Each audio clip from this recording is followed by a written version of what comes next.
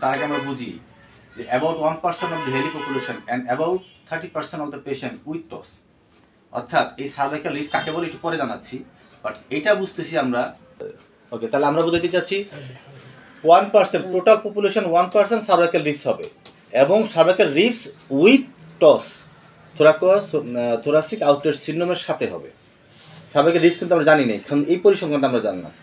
পরের স্লাইডে বলতেছে cervical rib consists of head, neck and tubercle. It is attached posterior to the first rib by a fibrous band near the inner insertion of the anterior scalene muscle. Cervical rib has no physiological function and generally divided into two classes, complete and incomplete cervical ribs. তাহলে cervical risk এত গুরুত্বপূর্ণ as a physiotherapist হিসাবে চিন্তার বাইরে। কেন গুরুত্বপূর্ণ? এই cervical রিস্কের অনেক পেশেন্ট আমরা পাবো যেটা আমরাই ডিল করব। সার্ভাইকাল রিস্কের অপারেশন খুবই রেয়ার, তাহলে কারা ডিল করবে? ফিজিওথেরাপিস্টে ডিল করবে। যদি এই সার্ভাইকাল রিস্কের কোনো ফিজিওলজিক্যাল ফাংশন নাই, এটা দুইটা টাইপ আছে, একটা হলো ইনকমপ্লিট এবং কমপ্লিট, এটা আমরা জানবো। তাহলে এর কিছু হাইড আছে, নেক আছে, এটা গুরুত্বপূর্ণ না। তাহলে সার্ভাইকাল রিস্ক আমরা এখন জানি না, একটু পরে জানবো। তো এটা একটা বুঝছি যে কি আছে, একটা ফাইবার্স ব্যান্ড আছে। কি আছে? একটা রিবসে ফাইবার্স পোস্টেরিয়রলি। আচ্ছা, আমরা স্ক্যালিনি পোস্টেরিয়র আমরা কি বলছি? Scaleni posterior fibres band of the inserted of the anterior scaleni. আমরা বলছিলাম যে, আমরা আবার বলি, কালকে আমাদের বিষয়টা অনেক কথাবার্তা হয়েছিল, আরেকবার আমরা রিক্যাপ করতেছি। সেটা হচ্ছে এটা যদি আমাদের সার্ভাইকাল রিবস হয়, ফার্স্ট রিব হয়, তাহলে অ্যান্টেরিয়র এন্ড, এটা হচ্ছে পোস্টেরিয়র এন্ড, এটার হেড, এটা হচ্ছে নেক, এটা হচ্ছে সুপিরিয়র সারফেস, এটা হচ্ছে ইনফিরিয়র সারফেস, এটা হচ্ছে আউটার বর্ডার, এটা হচ্ছে ইনার বর্ডার। এখানে একটা সেখানে কে লাগে? সাবক্লাভিয়ান ভেইন, তারপরে স্ক্যালিনি অ্যান্টেরিয়র, তারপরে সাবক্লাভিয়ান আর্টারি, তারপরে স্ক্যালিনিয়াল মিডিয়াস, আর পোস্টেরিয়র সেকেন্ড রিবে লাগে। পোস্টেরিয়র সেকেন্ডে লাগবে, আর এই যে বর্ডারটা আছে, আউটার বর্ডার টাচ করে কোনটা? Scaleni posterior. তোমাদের গ্যাটাচ্ছে বলতেছি স্ক্যালিনি মিনিমাসও আছে। কি বলতেছি আমরা? স্ক্যালিনি মিনিমাস আছে। সেই স্ক্যালিনি মিনিমাস কি বলা হয়? সিপসন্স ফাসা। কি বলে?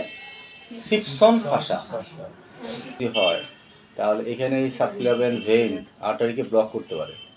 যদি আর্টারিকে ব্লক করে, তাহলে আমাদের যে আলোচ্য বিষয় সেটা আমরা বুঝবো। কি বুঝবো? ওই যে হাত পাও যে টস থোরাসিক আউটলেট সিনড্রোম হবে। কেন আমরা বুঝলাম না? আমরা যে নার্ভ এবং ভেইন আর্টারিকে ব্লক করে দেয় কে? একটা তো অনেকগুলো ফার্স্ট টিপ এগুলো আসবে আমাদের আলোচনায়, কিন্তু প্যানকোস টিউমার, এই টিউমারটা ব্লক করে, যার ফলে ওই সিমটম দেখা দিবে। এবং এই জন্যই প্যানকোস টিউমারটাকে এইভাবে একটা খুব গুরুত্বের সাথে আলোচনা করা হয়েছে। তাহলে প্যানকোস টিউমারটা কোথায় আছে? এই অ্যাপেক্সে আছে। কোথায়? লাংসে। এটা ওই ব্রাকিয়াল প্লেক্সাস এবং সাবক্লাভিয়ান ভেইন এবং আর্টারিকে কি করে? ব্লক করে, যার ফলে কি হয়? ওই সিমটমগুলি দেখা দিবে। কি সিমটম আমরা আলোচনা করব। একটা মাসেল, যে মাসেলটার নাম হইল স্ক্যালিনি মিনিমাস। কি নাম? Scaleni minimus. স্ক্যালিনি মিনিমাস, যেমন gluteus maximus, gluteus minimus, gluteus medius. তাহলে এখানে scaleni medius, scaleni anterior, scaleni posterior আর স্ক্যালিনি মিনিমাস। Scaleni minimus. এই স্ক্যালিনি মিনিমাস হচ্ছে আমাদের একটা মাসেল, একটা পর্দার মতো ছোট্ট মাসেল, যেটা আমাদের C1 এর টার্নার প্রসেসে লাগে, C7 এর টার্নার প্রসেসে লাগে, আর এটা ইনার বর্ডারের দিকে লাগে। বাকিটা এক প্রান্ত এখানে, এক প্রান্ত inner border of the first ট্রিপে লাগে। এবং এই লাংসের অ্যাপেক্সটা ওখানে গিয়ে প্রোটেক্ট থাকে। এখানে অ্যাপেক্স যখন আমরা শ্বাস নেই, তখন ওই জায়গায় প্রোটেক্ট করে যাতে উপরে উঠে না যায়, কেউ উঠে না যায়, অ্যাপেক্সটা উপরে উঠতে না পারে। কি করে? ফার্স্ট ট্রিপ করে। ঠিক আছে? তাহলে এটাকে কি বলা হয়? যাহাই স্ক্যালিনি মিনিমাস তাহাই সিপসন ফাসা বা সিপসনস মেমব্রেন বা সিপসন ফাসা। এই যে সিপসন ফাসা, সুপ্রাফ্লুরাল মেমব্রেন। সুপ্রাপুরো মেমব্রেন তৈরি হচ্ছে কার দ্বারা? স্ক্যালিনি মিনিমাস দ্বারা, যার নাম হলো সিপসনস ফাসা। এই যে এখানে দেখা যাচ্ছে এই সিপসন ফাসাটা যা স্ক্যালিনি পোস্টেরিয়র মিনিমাস দ্বারা তৈরি, যা এই অ্যাপেক্সটা যখন উপরের দিকে উঠে বা সার্জন নেই তখন প্রোটেক্ট করে যাতে উপরের দিকে উঠে না যায়। সার্ভাইকাল লিস্টের সম্পর্কে আমরা একটু ধারণা বানিয়ে আসলাম। কি নিয়ে আসলাম? সিপসনস ফাসা। কি নিয়ে আলোচনা করলাম? ফাসা। এখন আমরা বলছিলাম যে এই সার্ভাইকাল রিব কয়টা গ্রুপ? চারটা। একটা মূল ক্লাস তো দুইটা, একটা হলো টাইপ কয়টা? চারটা। কয়টা টাইপ? চারটা। Only an extension of the transverse process is present. শুধুমাত্র ট্রান্সভার্স প্রসেসের খালি এক্সটেনশন হয়েছে শুধুমাত্র, সেটাই হচ্ছে টাইপ 1। টাইপ 2 হচ্ছে the transverse protrusion is long enough to touch the first rib. Just একটু বাড়ছে বাইরে খালি খালি টাচ করছে সার্ভাইকাল, সেটা হলো grade 2। Grade 3, the cervical ribs is separate from the transverse process but connected to it and linked to the first rib with fibrous cartilage. যেটা কার সাথে কানেক্টেড করছে? ফাইব্রাস কার্টিলেজের সাথে। কার? ফার্স্ট রিবের সাথে। Complete cervical rib that fully articulate with the lateral superior part of the first rib. lateral superior part of the first rib. কিছুই মনে বোঝা যাচ্ছে না, তাই না? এইটা হচ্ছে ক্লাভিকুল, এটা হচ্ছে স্টার্নাম, তাই তো? আচ্ছা, এটা হচ্ছে C7। এটা কি? C7 vertebra. C7 ভার্টিব্রাতে একটা রিব যেটা বাইরে বের হয়ে ফার্স্ট রিবে কানেক্ট করছে, এইটাই হচ্ছে সার্ভাইকাল রিবস। ডান দিকে কমন। তাহলে সার্ভাইকাল রিবস হচ্ছে C7 এর একটি প্রোট্রুডেড ট্রান্সভার্স প্রসেস মনে হয় ট্রান্সভার্স প্রসেস থেকে তৈরি একটা অ্যাবনর্মাল প্রোট্রুডেড, যাকে বলা হয় সার্ভাইকাল রিবস। তাহলে সার্ভাইকাল রিবসকে যদি আমরা একটু বাংলা ভাষায় বলি, আমাদের বাংলা ভাষায়, C7 এর ট্রান্সভার্স প্রসেস আছে, সেই ট্রান্সভার্স প্রসেস থেকে যদি একটা প্রোট্রুশন, যদি একটা কোনো একটা কনজেনিটাল অ্যানোমালি হয়ে বের হয়ে আসে এবং তার ফাইব্রাস ব্যান্ডের আকারে যদি ফার্স্ট রিবের সাথে কানেক্ট করে, তবে তাকে বলা হয় সার্ভাইকাল রিবস। সেই সার্ভাইকাল রিবসের চারটা গ্রেড আমরা আলোচনা করতেছিলাম। সেটা যদি একদম এত বড় হয়ে আসা যদি ফাইব্রাস ব্যান্ডের সাথে লাগে তাহলে গ্রেড 4, আর যদি এতটুকু থাকে তাহলে গ্রেড 1, আর একটু বড় হলে গ্রেড 2, তারপর আরটু বড় 3, আর একটা বড় পুরো বেরিয়ে আসলে গ্রেড 4। তাহলে সার্ভাইকাল রিবস হচ্ছে থোরাসিক রিজন এবং লাম্বার রিজন। থোরাসিক রিজনে এই কোস্টাল এলিমেন্ট একটা জায়গার নাম। সেই কোস্টাল এলিমেন্ট থোরাসিক রিজনে ম্যাচিউর হয়ে এই রিবসের সাথে কানেক্টেড থাকে। কিন্তু কারো কারো যদি সার্ভাইকাল এবং লাম্বার রিজনে যদি এই কোস্টাল এলিমেন্টটা যদি তৈরি হয় এবং যদি পুরাপুরি অ্যাবনর্মাল ডেভেলপমেন্ট, এটা হওয়া উচিত না, অ্যাবনর্মাল ডেভেলপমেন্ট হয়, তবে তাকে বলতেছি আমরা সার্ভাইকাল রিবস।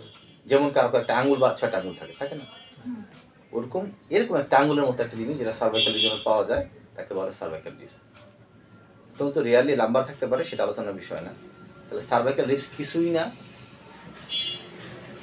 ট্রান্সভার্স প্রসেসের একটি অংশ, যাকে বলা কোস্টাল এলিমেন্ট হিসাবে। কোস্টাল এলিমেন্ট থেকে এটা বের হয়ে আসে একটা অ্যাবনর্মাল প্রোট্রুশন, একটি বাড়তি একটা অংশ যেটা ফাইব্রাস ব্যান্ড দিয়ে ফার্স্ট রিবের সাথে ম্যাচিউর অবস্থা যুক্ত থাকে। আর এই যে বাড়তি অংশটাকে বলা হয় সার্ভাইকাল রিবস। এটা একটা অ্যাবনর্মাল কন্ডিশন, এটা 1% পপুলেশন থাকে। আমি বাংলা ভাষা বলে দিবা, সার্ভাইকাল রিবস হচ্ছে C7 ভার্টিব্রা থেকে ট্রান্সভার্স প্রসেস থেকে একটি অ্যাবনর্মাল একটি প্রোট্রুশন, যা সার্ভাইকাল ফার্স্ট রিবের সাথে যুক্ত থাকতে পারে। আর এই প্রোট্রুশন ফাইব্রাস ব্যান্ড, আর এটাই হচ্ছে মুশারফের চেয়ে একটা টুল ছড়াই সিমটম দেখা দিবে। আমরা একটু পরে আসি এটা। আচ্ছা, এক্সরে দেখবো সার্ভাইকাল রিব দেখবো। আচ্ছা এই স্লাইডটা আমরা দেখি। ওইটাই তো The coastal element of C7 vertebra may elongated to, বা আমি যেটা বললাম প্রোট্রুডেড অথবা তোমরা elongated শব্দটা ব্যবহার করতে পারো, to form the cervical rib is in about 1% individual, may be unilateral or bilateral, কখনো তার দুই ভাগে হতে পারে, তবে common right side, common right side. The cervical rib may be have blind tip or the tip may be connected to the superior first rib of the fibrous band or cartilage or bone. এটা একটা vertebra, তাই তো? এটা একটা vertebra. আসো আমরা এখানে দেখি, এখানে কি দেখা যাবে? এখানে দেখা যাবে।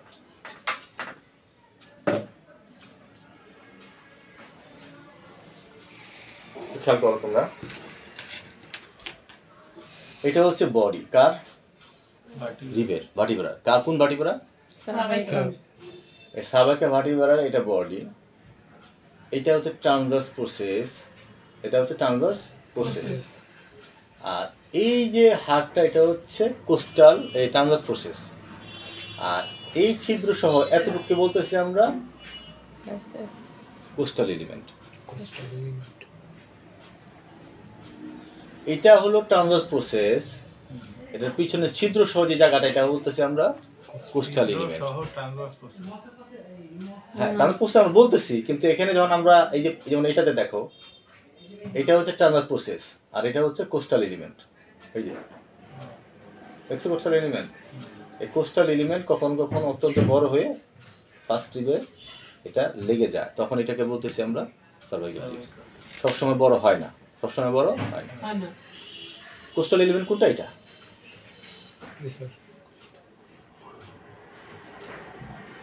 ঠিক আছে। সার্ভাইকাল রিবস কজ কিন্তু কি নার্ভ ব্লকেজ, যেটা আমরা থোরাসিক আউটলেট সিনড্রোম বলতেছি। থোরাসিক আমরা বুঝ করতেছি কি থোরাসিক আউটলেট সিনড্রোম, সেই থোরাসিক আউটলেট সিনড্রোম পড়তে গিয়ে আমরা ফার্স্ট রিব পড়ছি, তারপর আমরা পড়তেছি সার্ভাইকাল রিবস। এটা বুঝলে আমরা ওইটা বুঝবো।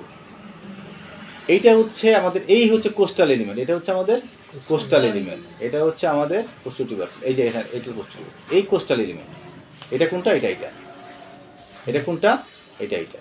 আর ছিদ্রটা ফোরামেনা, ফোরামেনা ট্রান্সভারসারিয়াম, ট্রান্সভারসারিয়াম। ট্রান্স আমাদের ম্যানোব্রিয়াম স্টানি, তাই তো?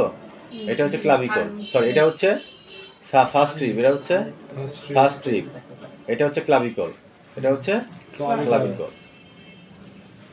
তাহলে এইটা হচ্ছে ফার্স্ট রিব, এইটা হচ্ছে ম্যানোব্রিয়াম স্টানি, এটা হচ্ছে ক্লাভিকল, ঠিক আছে? এবার খুব খেয়াল করো, এইটা হচ্ছে ফার্স্ট রিব। আচ্ছা, ফার্স্ট রিব থেকে যেই তলা থেকে যে নার্ভটা বেরোবে সেটা হচ্ছে T1। কি বেরোবে? T1। এই মাসেলটার নাম হলো স্ক্যালিনি অ্যান্টেরিয়র। কি নাম? অ্যান্টেরিয়র। এটার নাম হলো root for cervical vein, subclavian vein. কি রে? Roots for cervical vein, subclavian vein. আর এইটা রুটটা হলো রুটস ফর সাবক্লাভিয়ান আর্টারি। এটা হচ্ছে স্ক্যালিনি অ্যান্টেরিয়র, এটা হচ্ছে স্ক্যালিনি পোস্টেরিয়র, সরি মিডিয়াস। আর এটা হচ্ছে স্ক্যালিনি পোস্টেরিয়র, যেটা এখানে আমার চিত্র এখানে নাই।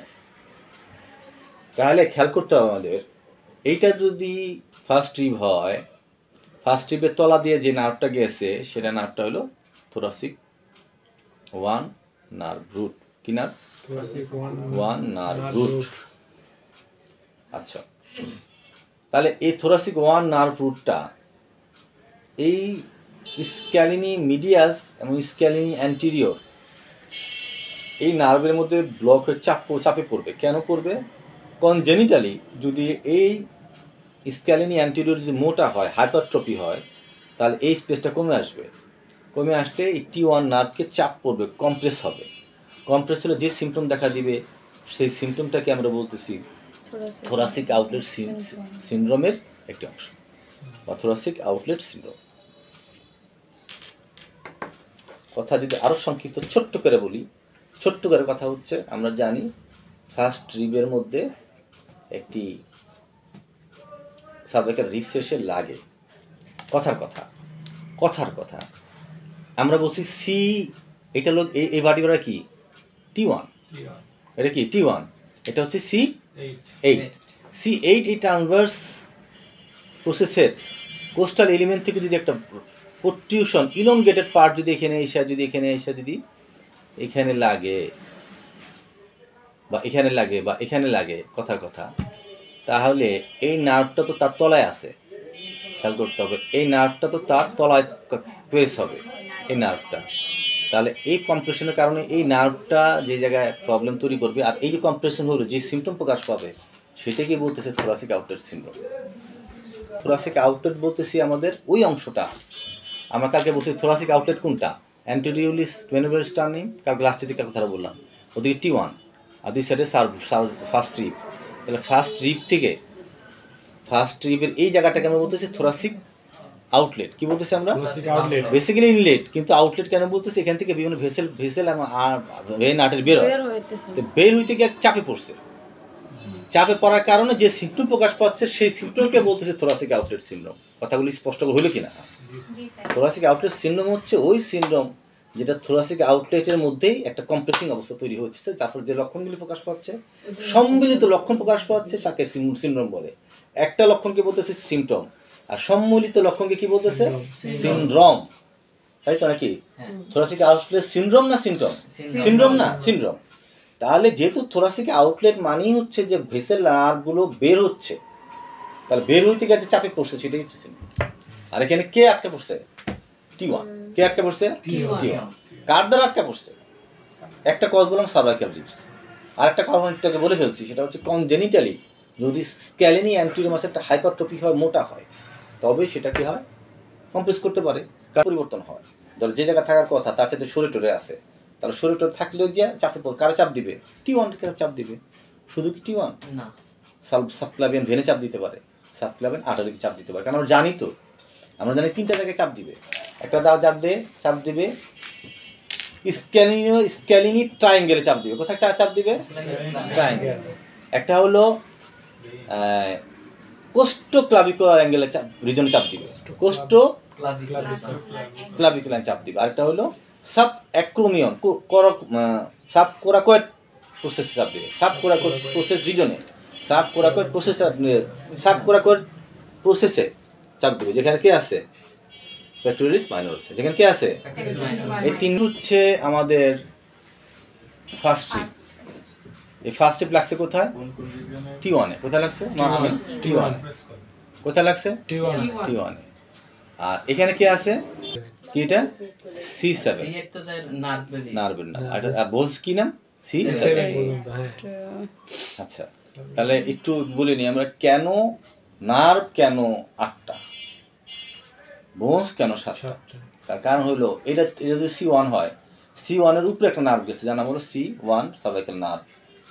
আর এখানে ওখান দিয়েও গেছে আর নিচ দিয়েও গেছে। বাড়ি কয়টা? এবার খেয়াল করতে হবে, বলছে যে এই সার্ভাইকাল রিবস বাইলেটারাল হতে পারে, যদিও রেয়ার, ইউজুয়ালি ইউনিলেটারাল। কোন সাইডে? রাইট সাইডে। এখন আমরা বলতেছি যে এই যে C7 এর ট্রান্সভার্স প্রসেসের পিছনের যে কোস্টাল এলিমেন্ট আছে, সেটা বড় হয়ে একদম ফাইব্রাস ব্যান্ড দ্বারা এই ফার্স্ট রিবের সাথে যুক্ত হয়েছে, এবং এটাকেই বলতেছে সার্ভাইকাল রিবস। এটা জন্মগতভাবে অ্যানোমালি। ওই ব্যক্তি জীবনও জানে না যে তার আছে, হয়তো আমারও আছে, আমি জানি না, এক্সরে করলে বুঝতে পারবো। সিমটম প্রকাশ পাইলে তখন আমরা এক্সরে করে আমরা বুঝতে পারি যে এটা ঘটনার এই আছে, সবসময় আমরা বুঝতে পারবো না। তাহলে আমরা এই জিনিসগুলো আপাতত এই চিত্রতে আমরা এটা বুঝলাম। আসো একটু সামনে আগাই আমরা।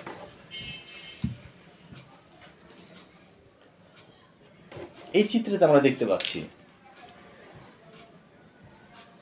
যে এই C7 T1, তাই না? এই T1 নার্ভটা এখান থেকে আসছে। এখানে স্ক্যালিনি মাসেল দেখাচ্ছে না, অতএব এখানে খুব বেশি আমি সময় দিলে তোমাদের কাছে ক্লিয়ার হবে না। আসলে ওই জায়গাটা আমরা একটু দেখার চেষ্টা করি। ধরো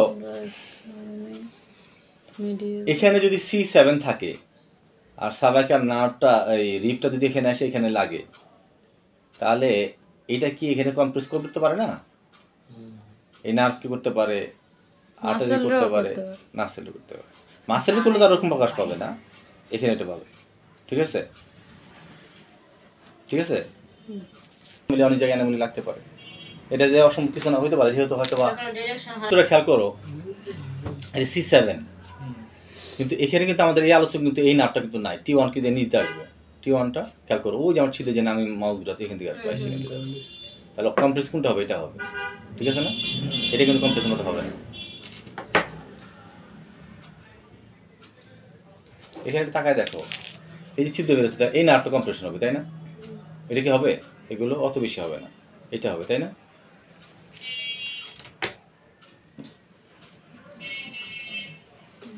এবার আসো তোরা syndrome. Compression, subclavian artery and lower trunk of the brachial plexus artery of the first or second first rib due to the presence of the congenitally hypertrophied scalene anterior muscles or cervical ribs. তাহলে আমরা বলছিলাম যে এই কথা একটাকে বললাম যে scaleni মাসেলের anterior scaleni মাসেলটা কি হাইপারট্রফি মোটা হয়ে যাওয়া, also call of the scaleni anterior syndrome, এটা নামে চিহ্নিত করা হয়। এবার আসো ক্লিনিক্যালি ফিচার কী পাবো আমরা কী পাবো? আমরা কোনো নামনেস পাবো, টিংলিং পাবো। নামনেস মানে অবশ্য হয়ে যাওয়া, টিংলিং না মানে সুখোচানের মতো একটা অবস্থা অনুভূতি হবে। And pain along the middle side of the forearm and hand and wasting of small muscles of the behind the hand due to the involvement of the lower trunk of the brachial plexus T1. There may be ischemic symptom of the upper limb, pallor and coldness of the upper limb, and weak radial pulse due to the compression of the subclavian artery. তো খেয়াল করতে হবে আমাদের যে এখানে যে কথা আমরা বলতেছিলাম, খেয়াল করতে হবে যে এই যে সাবক্লাভিয়ান আর্টারি, তারপরে অ্যাক্সিলারি আর্টারি, তারপরে একটা নার্ভের একটা কন্টিনিউশন হচ্ছে রেডিয়াল আর্টারি। কি আর্টারি? আমরা গত ক্লাসে পরীক্ষা দিছি C4 6 7 T1, এখান থেকে এটা 7, এটা T1। আমরা জানি যে আলনার নার্ভ যে গঠন হয়েছে সম্ভবত C7T1 রুট ভ্যালু। তাহলে যেহেতু এখানে T1 নার্ভটা ব্লক হবে, অতএব এই জায়গাটা কী হবে? এই জায়গায় সেন্সেশন থাকবে না, অনুভূতি কম থাকবে, এবং এই থিনার হাইপোথিনার মাসেলটা ওয়েস্ট হবে। কার? যদি থোরাসিক আউটার সিনড্রোম পাওয়া যায়, ঠিক আছে? থোরাসিক আউটার সিনড্রোমের মধ্যে কনফার্ম না যে সেটা ফার্স্ট টিবের কারণেই হবে, এমন তো হইতে পারে কনজেনিটালি স্ক্যালিনি অ্যান্টেরিয়রটা হাইপারট্রফি হয়ে আছে, হইতে পারে আমরা একটাকে বললাম প্যানকোস টিউমার, প্রথমে যে ক্লাসে বললাম, সেটার কারণে ব্লক হয়ে চাপ পড়ছে। ক্লিয়ার? তাহলে আমরা বুঝলাম। এবং রেডিয়াল আর্টারি যেহেতু এই ছিদ্র দিয়া এই যে আর্টারির ব্লক চাপে পড়বে, ফলে আর্টারিরও পালস কী হবে? কম পড়বে। কেন কম পড়বে? আমরা জানি যে এটা তো নর্মাল যাচ্ছে বলে আমার পালস পাচ্ছি। ধরো এটা যদি তোমার আর্টারি হয়, তাহলে আমি এই জায়গায় সুন্দর পালস পাবো। কিন্তু যদি এই জায়গায় গিয়ে যদি ব্লক হয়ে থাকে, যদি চাপ করে থাকে, তখন আমি অত চাপ অনুভব করবো না, ফ্রি পালস পাবো না। কেন পাবো না? ব্লক তো এই জায়গায়, ধরো এখানে ব্লক হয়ে গেছে, তাহলে এই জায়গায় তো আমার এই পাইপ যদি এই জায়গায় আর্টারিটা পালস আমরা ঠিকমতো পাবো না। কেন পাবো না? ব্লক আগে উপরে হয়ে গেছে। সেই ব্লক অনেক কারণ হতে পারে, আমরা একটু আগে বললাম, স্ক্যালিনি অ্যান্টেরিয়র হতে পারে, টিউমারের কারণ হতে পারে, সার্ভাইকাল রিস্কের কারণ হতে পারে। 60 বছর years male patient presents with the swelling of the right side of the neck, as for last 15 years he complained of dull itching pain in the right upper limb for last 3 years. The pain was aggravated when the patient used to his right upper limb. Patient complained of the pain in the right middle finger change the month and also notice gradually onset of the black discoloration of the tip of the right middle finger. Patient experience abnormal sensation over the medial extensor phenomenon, which was not a known as hypertensive diabetes. No history of exhibited ischemic heart disease. Patient has no other systemic complaint. On examination there is a one. আচ্ছা আমরা একটু খেয়াল করি এবার আমরা মনোযোগ দিয়ে খেয়াল করি আমরা ধরো আমি হাতটা এরকম তুললাম এবং হাতটা এরকম তুললাম, তাহলে আমি যদি এরকম তুলি তাহলে আমি রম্বয়েডাস আমি কি করতেছি, আমি চাপ দিচ্ছি, কি করতেছি আমরা এক্সটেন্ড করতেছি, প্রোট্রাকশন না রিট্রাকশন করছি স্ক্যাপুলা, এবং হাতটা কি করতেছি অ্যাবডাক্ট করতেছি, এবং আমি এরকম কি করতেছি, আমি ফ্লেকশন করতে এক্সটেন্ড করতেছি। তোমরা লক্ষ্য করে দেখো আমি যখন প্রোট্রাক্ট করতেছি তখন আমার যে ট্রায়াঙ্গেল আছে স্ক্যালিনি ট্রায়াঙ্গেল ও কি কম্প্রেশন অবস্থায় আছে না রিল্যাক্স অবস্থায় আছে? ডেফিনেটলি কম্প্রেস অবস্থায় আছে, কারণ আমি ইলিভেশন করছি। তা আমি জানি স্ক্যালিনি মাসেল অ্যান্টোরিয়াম স্ক্যালিনি মিডিয়াসের কাজ হচ্ছে ইলিভেশন করা, ঠিক আছে? একটা তাহলে মাসেলটা কন্ট্রাক্ট করতেছে, কন্ট্রাক্ট করলে মাসেলটা কী হবে, তোমার ওই জায়গাটা আরও প্রেশার ক্রিয়েট করবে। সেই সাথে যখন আমি এটাকে রিট্রাক্ট করতেছি আরও প্রেশার করতেছে। সেই সাথে যখন আমি মুভ করতে ছাড়তেছি তখন আমার আলনার নার্ভ অ্যাক্টিভিটি হচ্ছে এবং আমার এই মাসেলগুলো বাড়ানো, মাসেলের ফায়ার হচ্ছে, অক্সিজেন বেশি দরকার হচ্ছে। কেন অক্সিজেন বেশি দরকার হবে? কেন? কারণ আমরা জানি যে মাসেলটা অ্যাক্টিভ হচ্ছে এখানে, যার ফলে আমি 3 মিনিটের মধ্যেই আমার হাত আমি প্রথমে এরম করতে থাকবো, কিছুক্ষণ পর আসতে, তারপর আর পারবোই না, স্যার আর পারতেছি না স্যার, আমি 3 মিনিট লাগবে না, তার আগে আমি হাত নামাই। কেন হচ্ছে? কারণ আমি ওদিকে ডেল্টয়েড, ওদিকে সুপ্রাসপ্যানেটা সমস্ত সেরেটাস সমস্ত মাসের সাথে সাথে এই মাসের যখন কন্ট্যাক্ট করতেছে, ওই যে স্ক্যালিনি ট্রায়াঙ্গেলে আমার যে আর্টারি, যে রেডিয়াল আর্টারি, ওই আর্টারি কম্প্রেশন হয়ে যাচ্ছে। তাহলে আস্তে আস্তে এই যে এখানে বলতেছিলাম আমরা, ও আস্তে আস্তে কী হচ্ছে, ব্লাড যাচ্ছে না, কম যাচ্ছে। আর ব্লাড কী নিয়ে যায়? অক্সিজেন নিয়ে যায়। তার ফলে আমার এই মাসেলগুলো ঠিকভাবে কাজ করতে পারবে না। আর এই টেস্টটা তো রুগী যদি বলে যে আমার অবস্থা খারাপ, তাহলে থোরাসিক আউটলেট সিনড্রোমের টেস্ট পজিটিভ। কি টেস্ট? হ্যাঁ, না টেস্টের নাম কি? রোজ টেস্ট। কি টেস্টের নাম? ROSS, রোজ টেস্ট পজিটিভ। কি টেস্ট?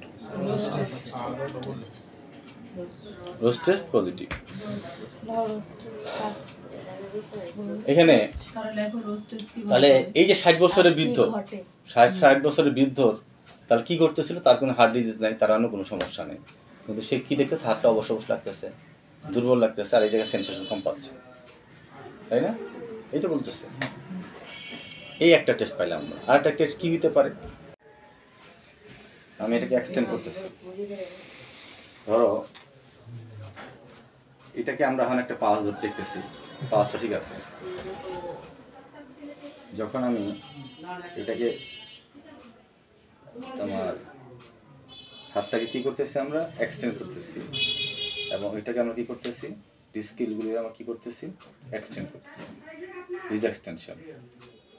আর এটা নর্মাল আছে, ফলে এই এক্সটেনশন করার ফলে প্যাক্টোরিস মাইনর কি করতেছে, টেনশন বাড়তেছে। টেনশন বাড়ার কারণে সাব কোরাকয়েড স্পেসে যে রিজনে রেডিয়াল আর্টারি চাপ পড়ছে, চাপ পড়ার কারণে আস্তে আস্তে পালসটা কমে যাবে এবং হাতটা ঠান্ডা হতে থাকে। এখানে যে এরকম পালস পাবো, পালসটা কমে যাবে। কেন হবে? এইটা থোরাসিক আউটলেট সিনড্রোমের টেস্ট পজিটিভ। এটা হলো অ্যাডসন টেস্টের অ্যাডসন টেস্ট 3টা পার্টের লাস্ট পার্টটা দেখালাম। মানে একটা টেস্টের মধ্যে তিন ভাবে করবো, এগুলো একটা ভাবে করলাম। এবার আসো, এইভাবে করলাম, করার পর আমি ঘাটটা নিচে দিকে করলাম, নরম করো, এইটা আমরা করলাম। এখন চাপ পড়ছে কে? এখন কাজ করছে পোস্টো ক্লাভিকুলার রিজনে। চাপ করার কারণে এইটার ঘোরার কারণে এই ক্লাভিকল এবং কোস্টাল রিজনটা চাপে পড়ছে। এখন যদি এটা ন্যারো হয়ে আসে তাহলে বুঝতে হবে সমস্যাটা কোস্টাল এবং ক্লাভিকলের মাঝখানে। ঠিক আছে, এবার আমরা এই একই পজিশনে রাখলাম, কিন্তু শর্ত হইল এটা আমরা করব কোন সময়? ফ্যাক্টরস মাইনরের ক্ষেত্রে। এখানে আমরা যদি দেখি এদিকে এবং এইদিকে ঘোরা, যদি এটাও পজিটিভ আসতে পারে, আবার এই করলেও পজিটিভ আসতে পারে, দুইভাবে মডিফাই করতে পারে। তাহলে অ্যাডসন টেস্ট পজিটিভ, পজিটিভ হইলে থোরাসিক আউটার সিন্ড্রোম পজিটিভ। এবার আরেকটু কাছে আসো, এটা ক্লাভিকল, এটা ম্যানোমেনিস টানি, এখানে নাটা আইসা এখান দিয়ে যায় এখানে গেছে। তাহলে এখানে যদি আমি হ্যামার দিয়ে বাড়ি দিই আর এই জায়গায় যদি টিনিং ঝিনঝিন ঝিনঝিন অনুভূতি হয় তাহলে টিনাল সাইল পজিটিভ। ম্যানোমেনিস টানি T1 সার্ভাইকাল রিস্ক, এই হচ্ছে আমাদের থোরাসিক ইনলেট যাহা, থোরাসিক আউটলেট যাহা। কেন থোরাসিক আউটলেট বলবো? এই কারণে যা বলছি কালকে, নতুন করে বললাম না, বাউন্ডারি আমরা জানি, বাউন্ডারি আমরা জানি। এই কালকে আলোচনা হয়েছে, আমরা তাও স্লাইডগুলি দেখায় তোমাদের একটু মনে করাই দিলাম। ডেফিনিশন কি? ডেফিনিশন কম্প্রেশন কি হবে? নিউরোভাস্কুলার। নিউরোভাস্কুলার বলতে কি বুঝেছিলাম আমরা? নিউরোভাস্কুলার বলতে এটা খুব গুরুত্বপূর্ণ ব্যাপার। এই স্লাইডটা আমি ধরবো, এটা খুব গুরুত্বপূর্ণ। 90% দেখো, the neurological form which occur is more than 90% of all case. কি অল কেস? এই জায়গাতে আমার অবশ্য লাগতেছে। ঠিক আছে, এখন এই রুগীরে বলবো যে তুমি ফু দাও, ওদিকে দাও, অল্প ঠান্ডা লাগে নাই, এই জায়গায় পুরো রিল্যাক্স আছে। তার মানে হলো আর্ম অ্যাবডাকশন টেস্ট পজিটিভ। তার মানে হচ্ছে T1 কম্প্রেশন। T1 নার্ভ এখানে দিছিল, যখন হাতটা উঠেছে নার্ভটা রিল্যাক্স পাইছে, তার ফলে এই নার্ভটা যখন এটা পজিটিভ আসবে, নাই পজিটিভ, কি পজিটিভ? T1 কম্প্রেশন আছে। আর যদি বলে আগের মতোই, তাহলে T1 compression নাই। Arm abduction test negative. কার টেস্ট? টসের টেস্ট। কার টেস্ট? Arm abduction test. Arm abduction. কখনো কখনো আমরা স্পার্লিং টেস্ট কখনো কখনো করি। কি করি আমরা? স্পার্লিং কতবার দেখানো হয়েছে? এরকম এখন ধরে আমরা কি করবো, এই নিচে থেকে যদি আমরা চাপ দিই, যদি এখানে পেন হয়, তাহলে সে কি বুঝবো? স্পার্লিং টেস্ট করবো। কখন কোন টসিটাও পজিটিভ আসবে। তাহলে আমরা T1 বুঝবো কেমনে? এইভাবে। যদি বলি আমাকে বোঝাও T1 বুঝবা কেমনে, স্যার আমরা বলবো করতে গিয়া ফু দাও নাই, ফু দিতে বলো নাই, তাহলে ফের স্যার ফু দেওয়ার পরে আবার বলবে জি চলে যাও। ফু দিতে হবে। কেন ফু দিতে হবে? কারণ ফু যদি না দেয় তাহলে সে রিল্যাক্স হচ্ছে। ফু না দিলে রিল্যাক্স না হলে হাতে এটা বুঝে আসবে না। তাহলে কি হইতে হবে? খরচ কি দাও, ফু দাও, কি ফু না দিলে টেস্টে কি নাম্বার আসবে না আসবে না? জিরো। আমি বলবো কোনটা পদে বেশি হওয়ার সম্ভাবনা? তোমরা বলো স্যার নিউরোলজিক্যাল, মানে নার্ভটা, T1 নার্ভের সম্ভাবনা বেশি, আর ভেসে সাবক্লাভিন ভেন আর্টারি সব কম। এটা বলতেই হবে, যদি না বললে তাহলে কিন্তু হবে না। এটা কিন্তু অনেক গুরুত্ব, কারণ আমরা এটাই ধরো বেশি, খেয়াল রাখতে হবে। ক্লিনিক্যাল রিলেভেন্স আমরা জানি, এটা আলোচনা করবো না, আমরা সবাই জানি, তাই তো? আচ্ছা, এটা পোস্ট সেকেন্ড পাস আমরা জানি কোথায়। এই তিনটা কি? এটা হলো ওই যে ব্লক 3 জায়গায়, স্ক্যালিনি ট্রায়াঙ্গেল, কোস্টোক্লাভিকুলার অ্যাঙ্গেলে, আর একটা হলো সাবকোরাকয়েড। সাবকোরাকয়েড দেখাইছি, এই জায়গাটা দেখাই, 3টা টেস্ট দেখাইছি না? কিসের? এই আমি দেখাইলাম কি টেস্টের? অ্যাডসন টেস্ট। কি?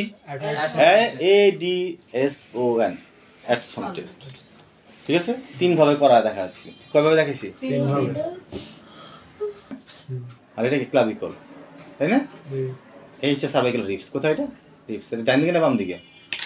ডান দিকে। ওই কথা বলছিলাম, কাদের বেশি হবে? মহিলাদের বেশি হবে। আগে বলছিলাম না আগেরবার? তাহলে আমরা এখানে আমরা যা আসছিলাম, এটা এখানে সেই ফাইবার গ্ল্যান্ডটা দেখাচ্ছি আমরা, কনজেনিটাল ফ্যাক্টর কী কী ফ্যাক্টর আমরা জানছি এগুলো। আচ্ছা, অ্যাকোয়ার্ড কন্ডিশন, কখনো এছাড়াও অ্যাকোয়ার্ড মানে জন্মগত না হইলেও হইতে পারে, সেগুলিও জানতে হবে। সেগুলি কি? পোস্টার ফ্যাক্টর, অর্জিত। কি অর্জিত? খালি মোবাইল টিপতেছে, তাহলে এখানে কি হবে? এখানে স্ক্যালিনি অ্যান্টিরিয়র টাইট হয়ে গেছে, তাই তো? ক্লাভিকুলার টাইট, কোস্টো ক্লাভিকুলার লেগে গেছে, তাহলে হবে না? হবে তো। তারপর সাবঅ্যাক্রোমিয়াম টাইট হয়ে গেছে, তাহলে কি হবে না? তখনও তোমার প্রকাশ পাবে। কি প্রকাশ পাবে? টস প্রকাশ পাবে। শুধু সার্ভাইকালও ধোয়াই দিলে চলবে না, এটা অ্যাকোয়ার্ড। এইটাই আমাদের দরকার, এই কাজেই আমাদের সবচেয়ে বেশি কন্ট্রিবিউশন থাকবে আমাদের। এই হচ্ছে ফিজিওথেরাপির কাজ, acquired. Doppler shoulder condition, drop shoulder condition মানে শোল্ডার ড্রপ হয়ে গেছে, এটা হতে পারে রং ওয়ার্ক পশ্চার। তুমি একটা কাজ করতেছো, অদ্রামান পশ্চারে কাজ করতেছো, ঠিক আছে? কালকে মাহাবুরে দেখি খাটের উপর বেডের উপর বসে বসে সে খাতা দেখে, খুব গুড পশ্চার না? সাকিব ফিজিওথেরাপিস্ট। ফিজিওথেরাপিস্ট ভেটেরিনারি খাতা দেখে গুড পোস্টারে কাজ করতেছি আমরা হাইপার এক্সটেনশন দিকে আছে হাইপারট্রফি মাসেল থাকে ওই কথা বলতেছিলাম না একটু আগে hypertrophy of the scaleni muscle কোন হেল কোনটা অ্যান্টিরিয়র কোন মাসেলটা অ্যান্টিরিয়র এছাড়াও decrease of the tone of the muscle trapezius levator scapulae rhomboideus এগুলোর কারণেও কি হতে পারে টস হতে পারে ক্যারেক্টারিস্টিক যে কথা হলে তখন ধরে বললাম ঝিমঝিম অবশ্যই সমস্ত লক্ষণ পাওয়া হয় না তোমরা এখানে কিছু সেন্সিটিভিটি আছে এখানে আমাদের এই আর্টারিতে কি কি সিমটম পাবা খেয়াল করো এখানে আর্টারিতে এখানে ভেইনে এখানে আসে ডিফারেন্ট ডায়াগনোস দেখবো সব প্যানকোস্টিমার দেখবো আমরা ডায়াগনোস প্রসিডিউর কি আমরা এক্সরে করবো কি করবো আমরা এক্সরে করবো স্পেশাল টেস্ট কি আমরা বললাম এই যে সেই টেস্টগুলো দেখো